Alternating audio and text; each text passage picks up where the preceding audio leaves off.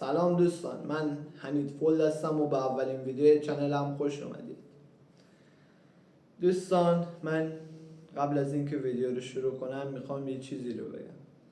اگه یه ماه یا یه سال دیگه این ویدیو رو ببینم شاید برام خیلی جالب باشه که از کجا شروع کردم. و اینکه دوستان، من از اون آدمایی نیستم که از همین اول همه چی رو یاد داشته باشم و اینکه میخوام کلی چیز یاد بگیرم، کلی اشتباه کنم، یه ویدیوم خیلی خوب دیده بشه و یه ویدیوم اصلا دیده نشه.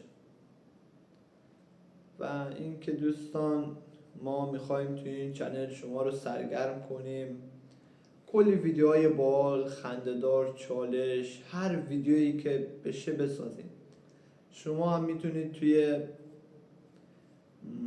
کامنت ها به ما بگید که چه ویدیوهایی بسازیم. و اینکه خیلی دوست دارم منو حمایت کنید.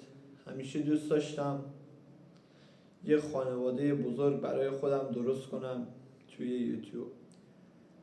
من به یوتیوب همیشه فکر میکردم، هر روز میگفتم شروع کنم، چرا باید من شروع نکنم؟ ویدیوهای بقیه رو توی یوتیوب میدیدم، میگفتم منم باید امروز شروع کنم و بالاخره یوتیوب رو شروع کردم. هیچ وقت نباید وقتی که کلی از اول که نباید امکاناتش رو داشته باشی. و بله دوستان، من یوتیوب رو شروع کردم و شما هم اگه منو حمایت کنید خیلی خوشحال میشم. دوستان، من خیلی دوست دارم همیشه شما خوشحال باشید و اینکه خودمو معرفی کردم. البته اسم من حمید رضا هست. حمید فولد یهو به ذهن من یه چی رسید، بذارم اسم چنلمو حمید فولد. و رفتم از چت جی پی تی و این ور اون ور سوال کردم، گفت خوبه. و اینکه آره دوستان، شما هم از من راضی باشید که امکانات زیادی ندارم. البته اولین ویدیو منه، کم کم پیشرفت کنیم، بهترین امکانات رو فراهم میکنیم. من الان که دارم ویدیو رو ضبط میکنم حتی میکروفون هم ندارم، با یه گوشی دارم ویدیو رو ضبط میکنم، میکروفونم از خود گوشیه. و اینکه دوستان، خیلی خوشحال میشم منو حمایت کنید.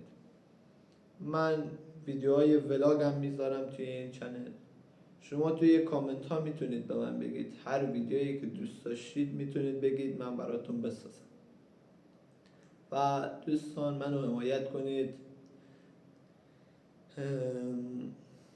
من خیلی دوست دارم این چنلم بزرگ بشه، مثلا 1000 تا سابسکرایب، 10,000 تا 100,000 تا برسیم. خیلی خوشحال میشم از این کارهای خوب شما که منو حمایت کنید و اینا. و مرسی که تا اینجای ویدیو همراه ما بودید. منم خیلی خوب یاد نداشتم حرف بزنم، ولی یه چیزایی گفتم دیگه، شما هم بفهمید. من حمید رضا هم 17 سالمه و هنوز دارم درس میخونم. 2 سال دیگه مونده مدرسه رو تموم کنم. و دیگه همین. یه بار دیگه هم فکر کنم گفتم وسطای ویدیو اسممو. و آره دیگه همین. مرسی که تا اینجا ویدیو همراه ما بودید. خیلی دوستتون دارم، عاشقتونم.